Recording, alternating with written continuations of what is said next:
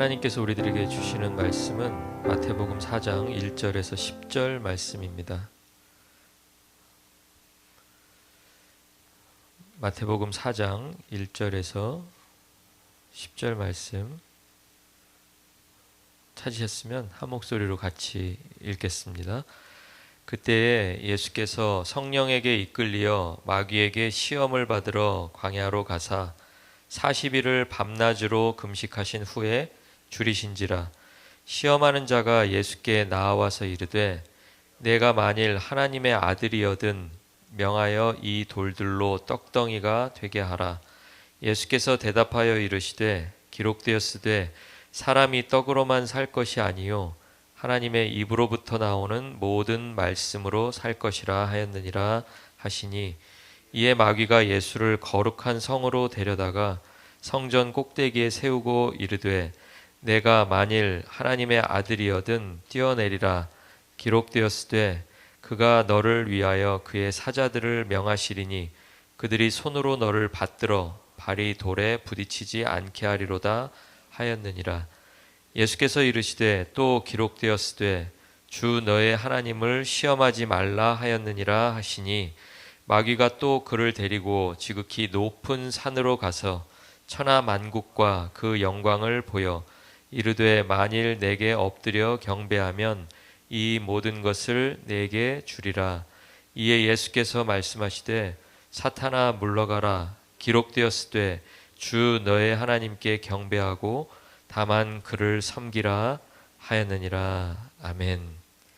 김유신 목사님 나오셔서 설교 말씀 전해 주시겠습니다.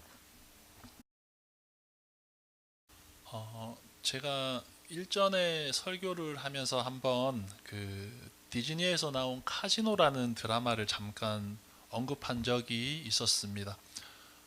필리핀에서 카지노의 대부로 성공한 차무식이라는 사람이 자신의 부와 명성을 지키기 위해서 어떻게 살아가는지를 보여주는 그런 내용의 드라마 이야기였습니다. 지난번에는 그 차무식이라는 인물을 맡은 최민식 배우의 이야기를 통해서 설교를 시작했는데, 오늘은 그 극 중에 나오는 사기를 당해서 카지노에 중독이 되는 사람의 이야기로 설교의 문을 열어보려고 합니다. 사진을 보시면 나오는 사람인데요. 이 사람은 그 극 중에서 연매출이 몇백억이 되는 한 중소기업의 사장입니다. 그런데 카지노의 사장인 차무식이라는 사람의 그 함정에 빠져서 도박에 중독이 됩니다. 그래서 나중에는 전 재산을 잃어버리고 결국에는 이제 회사까지 매각하고 그렇게 빈털터리가 되어서 파산을 하는 지경에 이르게 됩니다. 드라마를 보면 이 사람이 카지노에 중독이 되는 그 과정이 나오는데, 먼저 그 카지노의 사장이 이 사람을 자기의 카지노로 그렇게 초대를 해서 공짜로 칩을 조금 주고 도박을 하게 합니다. 그리고는 돈을 따게 하죠. 아무 기대 없이 방문한 곳에서 공짜로 받은 칩으로 몇 천만 원이 되는 돈을 따고 나니까 그 사람 마음에 욕심이 생기는 거예요. 그리고 바로 그때 그 옆에서 카지노의 사장이 굉장히 큰 돈을 베팅하고 이기면서 엄청나게 큰 돈을 벌어들이는 것을 봅니다. 보고 나니까 나도 저렇게 많은 돈 따라는 그런 욕심과 생각이 찾아오게 되고, 결국에는 눈이 멀어서 점점 큰 돈을 베팅을 하게 됩니다. 처음에는 조금 땄겠지만 시간이 지나면서 그 돈을 잃게 되겠죠. 돈을 잃고 나니까 어떻게 되겠습니까? 본전 생각이 나는 거예요. 그래서 그거 찾으려고 조금 더 크게 베팅하고 그리고 조금 더 크게 베팅하고 그 악순환이 계속되는 거죠. 그렇게 현실 감각이 없어지고 본인이 손해보았던 그 돈을 메꾸어야 한다는 생각으로 덤벼들었다가 200억이라는 재산을 탕진하고 결국에는 회사까지 매각하는 그런 지경에 이르게 되는 거죠. 그 드라마를 보신 분이 계신다면, 혹은 보지 않았어도 지금 이야기를 들으면서 드라마에 대해서 어떤 생각을 하셨나요? 저는 먼저 카지노에 가서 도박을 하면 안 되겠구나라는 생각을 했습니다. 사실 뭐 그럴 돈도 없지만 카지노에 가서 도박하면 없던 돈마저 다 잃어버리겠구나라는 생각을 했고, 두 번째로는 인간의 욕심이 참 끝이 없다. 욕심은 결국 우리를 파멸하게 만든다. 그런 생각을 하게 되었습니다. 그렇잖아요. 연매출이 몇백억이나 되는 회사의 사장님이고, 그리고 200억이나 되는 돈을 끌어다가 도박에 사용할 수 있는 사람이라면 굉장히 큰 부자 아닙니까? 우리가 상상하지 못할 만큼 웬만한 거 다 누리고 남들 부럽지 않게, 아니 오히려 남들이 부러워할 만한 그런 삶을 살아가던 사람이었을 겁니다. 그런데 그 사람이 어디에서 넘어지게 되었습니까? 바로 욕심 때문이죠. 지금보다 더 큰 부자가 되고 싶다는 마음. 이미 많은 것을 누리고 있고 이미 많은 것을 소유하고 있음에도 불구하고 더 많은 것을 가지고 싶고 더 많은 것을 채우려고 하는 그 마음.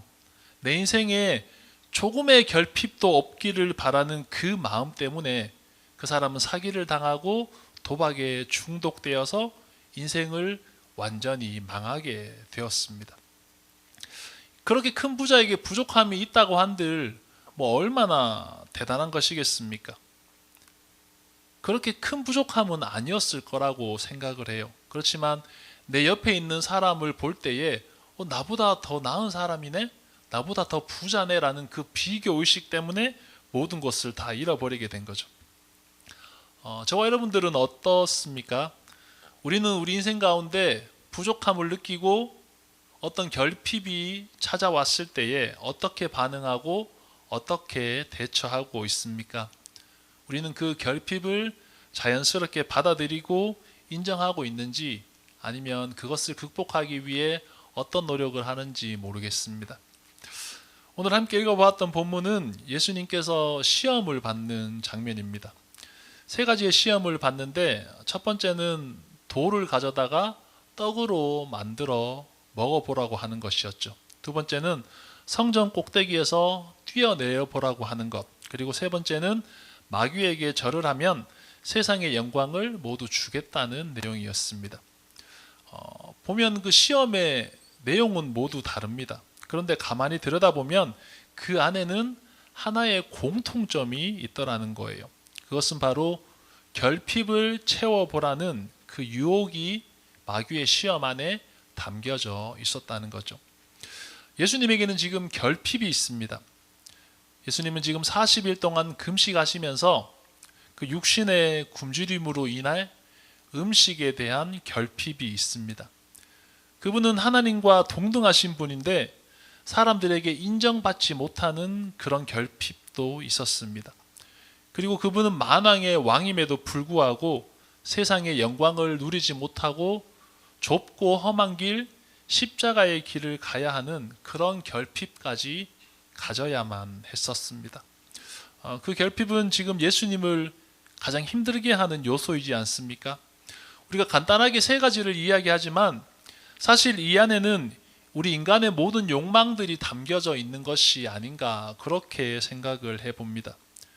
우리의 육신의 원초적인 본능을 채워줄 수 있는 음식으로 배부르게 하는 것, 사람들 앞에서 인정받고 높아지는 것, 그리고 세상의 부와 영광을 소유하는 것, 이것이 사실은 모든 사람들이 동경하는 그 삶의 목표이자 삶의 내용이지 않습니까? 다시 말하면 예수님께서 받았던 그 시험은 우리와 크게 상관이 없는 것이 아니라 우리도 받을 수 있는 시험이라는 이야기입니다. 우리 주위에서 쉽게 발견할 수 있고 우리도 그와 같은 시험에 처할 수 있다는 거죠. 그렇다면 우리가 그런 시험 앞에 선다면 우리는 어떨까요? 우리도 예수님처럼 이런 시험 앞에서 그렇게 자유롭게 나아갈 수 있을까요? 그리 쉽지는 않을 거라고 생각을 합니다. 모양과 형편은 다르지만 우리 모두는 여러 가지 결핍을 느끼며 그렇게 살아갑니다. 재정적인 결핍, 관계의 결핍, 직장의 결핍, 혹은 건강의 결핍, 신분의 결핍, 뭐 가족 간의 결핍들, 여러 가지 상황이 존재하고 사람들은 거기에서 찾아오는 그 갈증을 채우기 위해서 다양한 모습으로 그렇게 뛰어다닙니다. 그 결핍이 채워지고 해결이 되고 나면 우리 인생에 진정한 만족이 있고 행복이 있을 거라고 믿기 때문에 다들 그렇게 열심히 뛰어가는 것 같습니다. 여러분, 그런데 진짜 그렇습니까? 지금 우리에게 찾아온 그 결핍, 내 삶의 부족함을 채우고 나면 우리의 인생은 정말로 행복과 감사와 만족이 넘치는 그런 삶이 될까요? 우리 인생에 어려움이 찾아오고 아픔이 찾아올 때, 다양한 모양으로 결핍이 발생할 때 우리는 하나님께 기도합니다. 하나님, 이번 문제만 넘어가게 해주시면, 하나님 이번 고비만 잘 해결되게 해주시면, 하나님 저에게 이것만 채워주시면 제가 감사함으로 기쁨으로 하나님을 섬기고 그렇게 예배도 잘 드리겠습니다. 그렇게 기도합니다. 그런데 우리가 기도의 응답을 받고 나면, 기도해서 그 결핍이 채워지고 나면 우리가 기도했던 대로 그렇게 쭉 살아갈 수 있던가요? 아닌 것 같아요. 우린 또 금세 잊어버리고 또 넘어지고, 우리 인생에는 또 다른 문제, 또 다른 결핍, 또 다른 아픔으로 우리는 또 고민하고 주저앉아 울고 있는 나 자신의 모습을 그렇게 보게 됩니다. 그러니까 결국 우리의 행복과 우리의 건강한 신앙은 우리 인생에 찾아온 그 결핍을 완전하게 꽉꽉 채운다고 해서 얻을 수 있는 것은 아니라는 이야기입니다. 여러분, 성경에서 가장 먼저 발생한 결핍은 무엇일까요? 네? 배우자의 결핍. 그건 제가 생각을 못했는데 에덴 동산에서, 그죠? 아담과 하와가 살아갔을 때에 하나님께서 그들에게 너희에게 모든 것을 허락하고 모든 것을 다스릴 수 있는 권세를 주겠다라고 그렇게 말씀을 하셨죠. 그런데 그들이 모든 것을 받았지만 한 가지는 본인들 마음대로 하지 못하는 것들이 있었어요. 그게 뭐였죠? 그죠? 동산 중앙에 있는 선과 악을 알게 하는 나무의 과실은 너희 마음대로 먹지 마라 라고 그렇게 말씀을 하셨어요. 창세기 3장 3절을 우리가 같이 한번 읽어볼까요? 같이 읽겠습니다. 동산 중앙에 있는 나무의 열매는 하나님의 말씀에 너희는 먹지도 말고 만지지도 말라 너희가 죽을까 하노라 하셨느니라. 그러니까 모든 것이 허락되었던 아담과 하와에게 그 단 한 가지를 가지지 못하는 결핍이 발생하게 된 거예요. 그런데 그 동산에 있는 모든 것들을, 그 많은 것들을 허락하시고 주신 하나님이 이 한 가지를 주지 않은 그 이유가 뭐냐는 거예요. 하나님께서 다른 것에는 다 권한이 있는데 그 나무에 대해서는 하나님의 소유권이 없기 때문에 그들에게 주지 못하신 것일까요?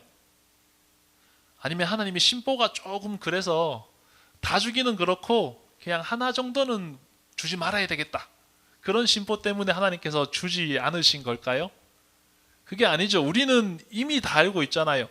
하나님께서 온 세상의 창조주이시고 그분은 독생자 예수 그리스도를 우리에게 주실 만큼 우리를 사랑하시는 분이시다. 우리에게 무언가를 줄 때에 결코 아까워하지 않는 분이시라는 것을 우리는 알고 있습니다. 그분에게는 사랑도 권한도 소유권도 충분합니다. 그런데 그 모든 것이 충분하신 하나님이 그 한 가지를 허락하지 않으셨습니다. 만약에 다 주셨다면 아담과 하와가 정말로 완벽한 삶을 살 수 있었을 텐데 왜 그 한 가지의 결핍을 허락하셔서 그들이 고민하고 시험에 빠지게 만들었냐는 거예요. 그 부분에 대해서 다양한 여러 가지 해석이 있지만 저는 오늘 이 주제를 가지고 한번 이렇게 생각하고 접근해 보았으면 좋겠습니다. 그 한 가지의 결핍, 하나 소유하지 못했던 그것 때문에 인생의 진정한 주인이 누구인가를 알게 하시는 거예요. 에덴 동산의 그 모든 것을 소유하고 누리면서 살아가는 아담과 하와이지만 그 하나의 결핍을 통해서 너희 인생의 주인이 누구인가를 끊임없이 기억하게 하시려는 겁니다.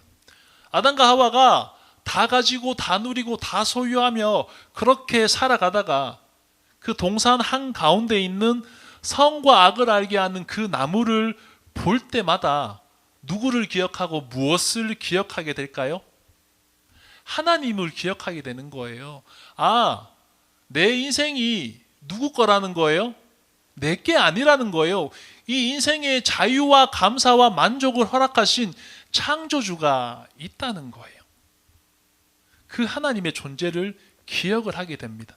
내 마음대로 하지 못하는 그것, 나에게 허락되지 않은 그 하나의 결핍을 통해서 하나님의 존재와 하나님이 누구인가를 분명히 기억할 수 있게 된다는 거예요.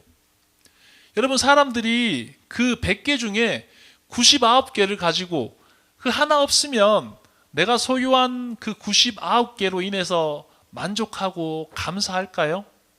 그렇지 않대요. 인간들이 가지지 못한 그 하나 때문에 그것마저 가지려고 그렇게 욕심을 내고 그렇게 스트레스를 받는다고 합니다. 왜요?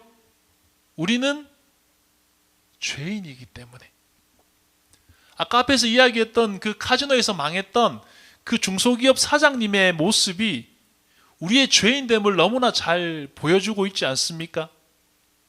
떵떵거리며 잘 사는데, 부족함 없이 잘 사는데 자기보다 더 큰 부자인 그 카지노 사장처럼 많은 돈을 벌고 싶다는 그 욕심 때문에 결국 망하잖아요. 물론 드라마이기 때문에 어느 정도 픽션이 들어가기는 했지만 그 사람의 모습이 죄인된 우리의 본성을 너무나도 잘 반영했다고 생각합니다. 죄로 타락한 우리의 본성은요, 자꾸만 다 가지려고 합니다. 삶의 결핍이 하나도 없이 꽉꽉 채우려고 합니다. 물론 결핍이 없으면 좋습니다. 그런데 문제는 뭐예요? 우리가 그렇게 다 소유하고 다 가지고 우리의 인생을 내가 원하는 것들로 꽉꽉 눌러 담으면서 우리가 누구를 잊어버린다는 거예요? 하나님을 잊어버린다는 거예요. 신명기 8장 12절에서 14절 말씀을 보니까요, 가나안 땅에 들어가기에 앞서 하나님께서 그 백성들을 향해서 경고의 말씀을 하시는데 뭐라고 말씀하십니까? 우리 같이 읽어보겠습니다. 내가 먹어서 배부르고 아름다운 집을 짓고 거주하게 되며 또 내 소와 양이 번성하며 내 은금이 증식되며 내 소유가 다 풍부하게 될 때에 내 마음이 교만하여 내 하나님 여호와를 잊어버릴까 염려하노라. 성경이 지금요, 우리가 언제 하나님을 잊어버린다고 이야기하고 있습니까? 우리 삶에 결핍이 있을 때요? 고난이 찾아올 때요? 우리가 아프고 힘들 때요? 아니요, 도리어 그때는요, 우리가 하나님 앞으로 나간대요. 언제 하나님을 잊어버립니까? 우리의 삶에 결핍이 하나도 없이 내가 원하는 것들로 그렇게 꽉꽉 눌러 담아서 채울 때 그로 인해 도리어 하나님을 잊어버린다고 이야기하고 있습니다. 아담과 하와가 그 마지막 하나의 결핍마저 채우려고 했던 그 마음의 시작이 어디에서 출발이 되었습니까? 스스로 인생의 주인이 되어서 누구처럼 되고 싶었던 거예요? 하나님처럼 되고 싶었던 거예요. 그리고 성경은 그런 인간의 마음을 뭐라고 이야기하나요? 그게 죄다라고 그렇게 말씀을 합니다. 우리가 죄의 개념에 대해서요, 성경에서 말하는 거 단지 그건 해, 그건 하지 마, 그렇게 구분되었던 것을 내가 지키지 못했기 때문에 내가 죄를 지었다, 나는 깨끗하다, 그런 식의 접근이 아니라는 거예요. 그런 수동적인 개념이 아니라 하나님이 있어야 할 그 자리를 다른 것으로 채우고 하나님의 존재와 하나님이 있어야 할 그 위치를 인식하지 못하는 그 상태를 뭐라고 해요? 죄라고 하는 거예요. 하나님을 잊어버리고 살아가는 그런 우리의 시간들이 죄인된 모습이라는 거예요. 그렇게 죄로 타락한 사람들은 하나님이 아닌 다른 무엇인가를 통해서 자꾸만 만족을 얻으려고 합니다. 당연히 그럴 수밖에 없겠죠. 내가 내 인생의 주인이 되었으니까 이제는 누가 보기에 좋은 것을 가지려고 해요? 내가 보기에 좋은 것들, 내가 만지기에 행복한 것들, 내가 가까이 있으면 즐거운 것들, 그런 것들로 우리 인생을 가득 채우는 것이 완벽한 삶이다, 행복이다, 그렇게 생각을 하게 되는 거예요. 성경은 우리 인생에 하나님이 전부이시고 하나님 한 분으로 충분하다고 그렇게 계속 말씀하시는데, 스스로 인생의 주인이 된 죄인들은 하나님이 아닌 다른 무엇인가를 계속 더 가지려 하고 더 소유하려고만 합니다. 그런데 하나님은 그런 우리에게 어떻게 하십니까? 우리 인생 가운데 어느 날 갑자기 하나의 결핍을 턱하니 던지시는 거예요. 우리가 아무리 발버둥 치고 우리가 아무리 노력해도 해결할 수 없는 그 문제 앞에서 하나님 앞으로 우리가 나가게끔, 우리 인생에 때로는 아픔과 때로는 고난과 때로는 문제와 때로는 결핍을 허락하시는 거예요. 내 인생이 내 마음대로 되는 줄 알았는데 내가 아무리 애를 써도 해결되지 않는 그 상황 앞에서 우리가 무엇을 느끼고 깨닫게 됩니까? 내가 내 인생의 주인이 아니구나라는 그 사실을 우리가 결국 느끼게 된다는 거예요. 그리고 우리 인생의 진정한 행복은 세상의 소유가 아니라 하나님 안에 거할 때에 우리가 가질 수 있다는 그 사실을 우리로 하여금 하나님이 자꾸만 깨닫게 하신다는 거예요. 하나님이 우리 인생 가운데 허락하시는 그 결핍은 인생의 진정한 주인이 하나님이심을 기억하게 해줍니다. 여러분, 우리 인생을 한번 돌아보십시오. 아이러니하게도 인생이 풍족하고 우리가 다 누리고 살 때, 다 가지고 있을 때는 되려 인생 가운데 그렇게 감사가 없는 것 같습니다. 그때는 하나님을 잘 찾지 않는 것 같아요. 대부분의 성도들이 언제 감사하고 언제 기도하고 언제 하나님 앞으로 나오게 됩니까? 우리 가운데 부족함과 연약함이 있을 때 하나님을 찾게 되지 않습니까? 그 결핍이라는 통로를 통해서 하나님의 이름을 부르고 하나님의 은혜를 경험하였을 때 우리의 입술에서는 진정한 감사와 만족의 고백을 할 수 있게 되더라는 거예요. 건강할 때는 모르죠. 근데 조금 아팠다가 회복되면요, 지금 나에게 주어진 그 건강이 얼마나 소중한지 알고 하나님 앞에 감사하게 됩니다. 돈이 많을 때는 몰라요. 그런데 그 재정적인 결핍으로 인해서 정말 힘들어 보고 나면요, 하나님께서 우리에게 일용할 양식을 허락하심이 얼마나 큰 은혜이고 얼마나 큰 감사인지를 느끼게 되더라는 거예요. 우리가 매주 모여서 예배할 수 있는 이 자리, 이 시간이 있을 때는 몰라요. 그렇지만 예배할 수 없는 그 상황이 우리 앞에 찾아왔을 때는요, 우리가 예배할 수 있음이 얼마나 복되고 소중한 일인지 느끼게 된다는 거예요. 집에 있을 때는 모르죠. 근데 집을 떠나보면요, 부모님의 그 잔소리가 얼마나 그립고 고마운지를 느끼고 알게 되더라는 겁니다. 그런 의미에서 보면요, 고린도후서 12장 9절에 나오는 사도 바울의 고백은 진리 중에 진리라는 거예요. 우리 그 말씀을 함께 읽어볼까요? 나에게 이르시기를 내 은혜가 내게 족하도다. 이는 내 능력이 약한 데서 온전하여짐이라 하신지라. 그러므로 도리어 크게 기뻐함으로 나의 여러 약한 것들에 대하여 자랑하리니 이는 그리스도의 능력이 내게 머물게 하려 함이라. 아멘. 이 나오는 것 같습니다. 바울이 특별한 사람이 아니라 우리와 성정이 같은 사람이라고 성경이 이야기하잖아요. 그도 우리처럼 사실 모든 사역에서 완벽해지기를 원하고 조금 더 많은 것이 있기를 원하고 조금 더 큰 능력이 있기를 바랬을 거라고 그렇게 생각합니다. 본인의 결정과 판단 그리고 본인의 가르침이 항상 옳은 것이고 항상 좋은 것이기를 원했을 것이다. 그렇게 생각을 합니다. 그런데 그의 삶도 그렇지가 않았다는 거예요.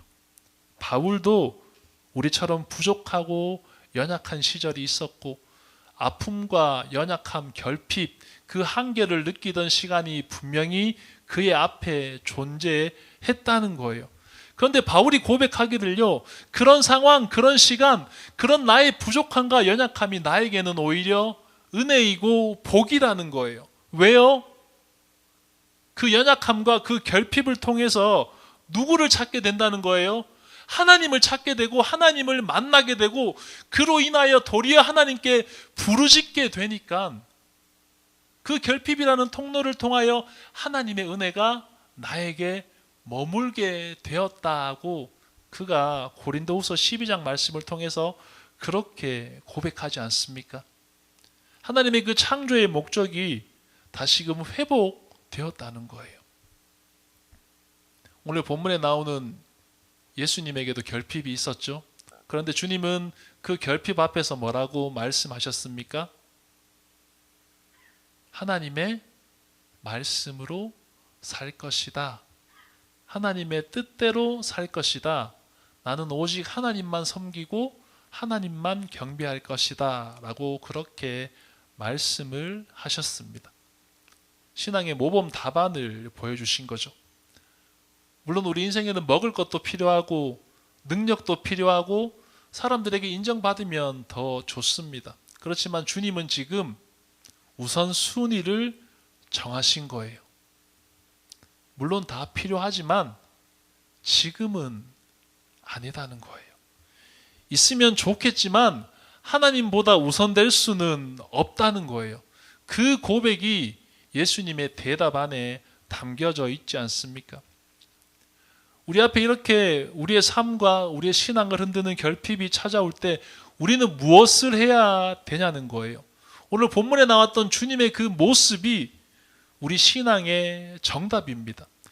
이 결정, 이 선택 때문에 하나님을 잊어버리고 하나님을 멀리하고 하나님께 물어보기도 전에 우리 스스로가 인생의 주인이 되어서 살아가고 있는 것은 아닌가?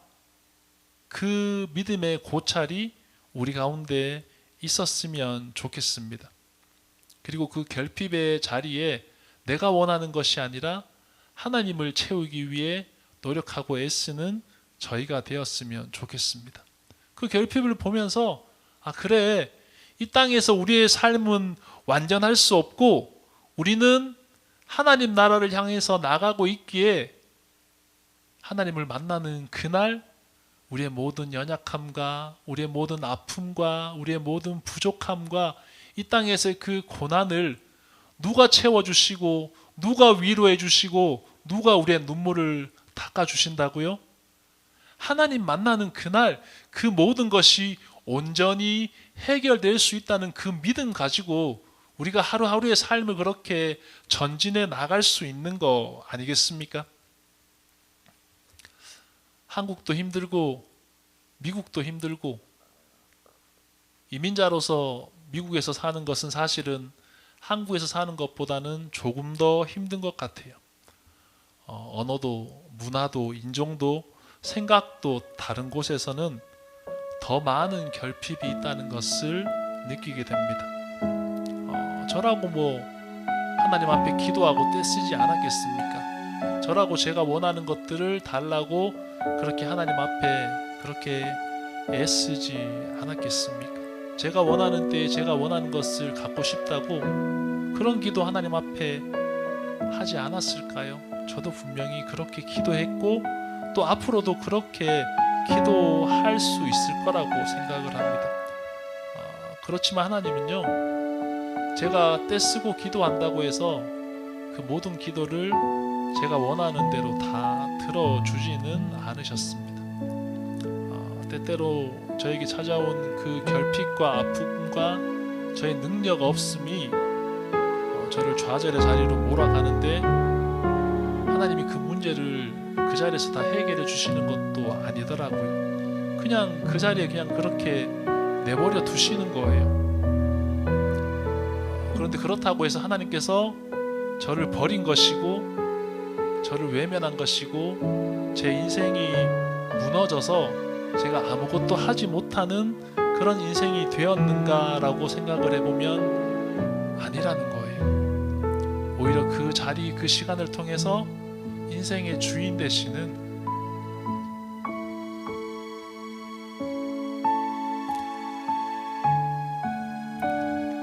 하나님을 만나고 기억하게 되더라는 거예요.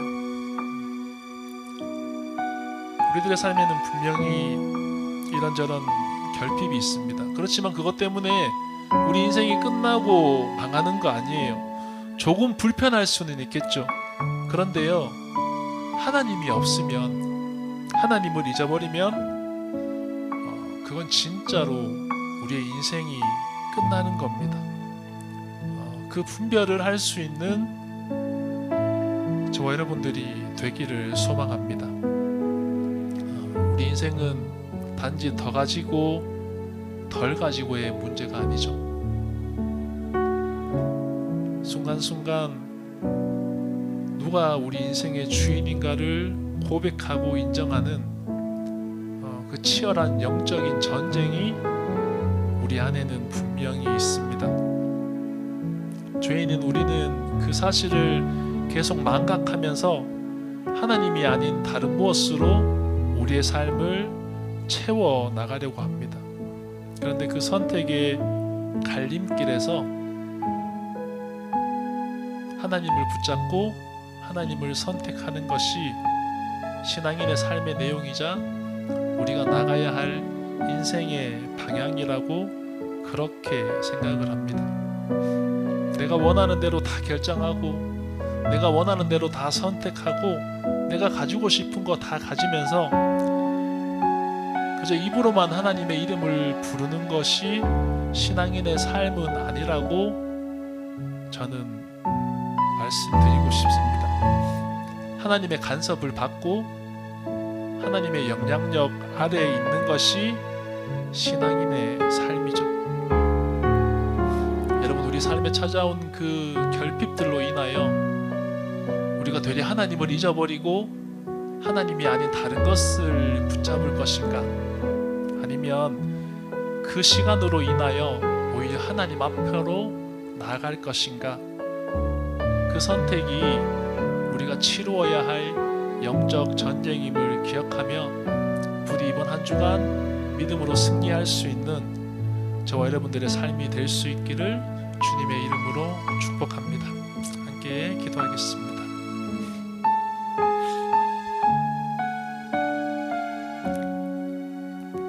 하나님,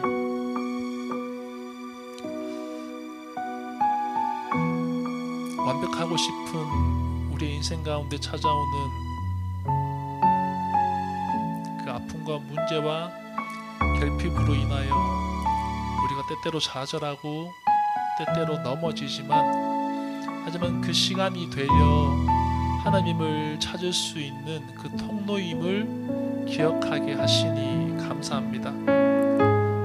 내 인생의 주인이 내가 아닌 것을 기억하게 하시고 인생의 주인 되신 하나님 앞으로 매일 더 나아가며 그 하나님의 통치 아래서 하나님의 뜻하신 바대로 그렇게 하루하루의 삶을 순종함으로 채워나갈 수 있는 저희들의 하루하루 삶이 될 수 있도록 은혜를 더하여 주시옵소서. 하나님, 이 땅에서 완벽해지려고 몸부림치지만 결코 이루어질 수 없는 허망한 헛된 우리의 소망인 것을 다시 한번 고백합니다.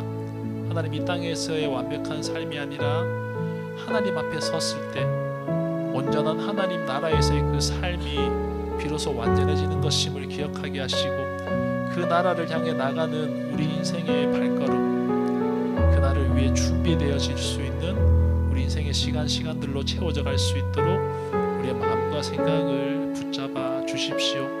이 한 주간 우리에게 허락되어진 그 치열한 영적 전투 가운데 순종함으로, 감사함으로, 믿음으로 승리할 수 있는 저희들 되기를 소망합니다. 그렇게 일하실 주님을 기대하며 주님을 찬양합니다. 예수님의 이름으로 기도합니다.